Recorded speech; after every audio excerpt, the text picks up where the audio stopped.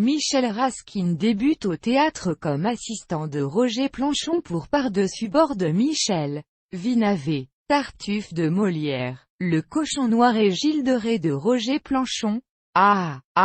Théâtre d'Arthur Adamoff, Folie bourgeoise, Antoine et Cléopâtre et Périclès de Shakespeare.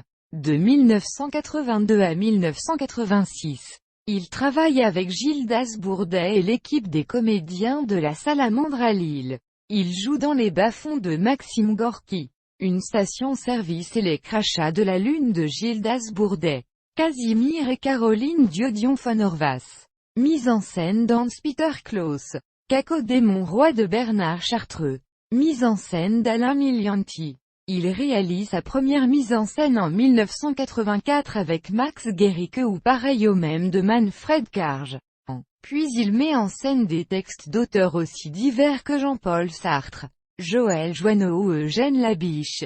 En 1995, il prend la direction, avec André Guittier, du Théâtre du Point du Jour à Lyon.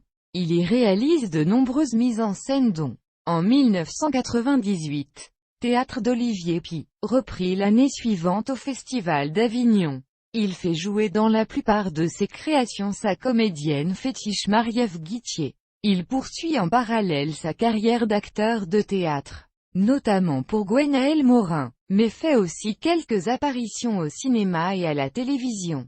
La dernière mise en scène de Michel Raskin à la Comédie Française, Juste la fin du monde, était nommée dans 2 catégories pour la 22e cérémonie des Molières qui s'est déroulée le 28 avril 2008. Meilleur spectacle du théâtre public et meilleur second rôle masculin pour Laurent Stocké, déjà titulaire du César du meilleur second rôle lors de l'édition 2008 pour Ensemble.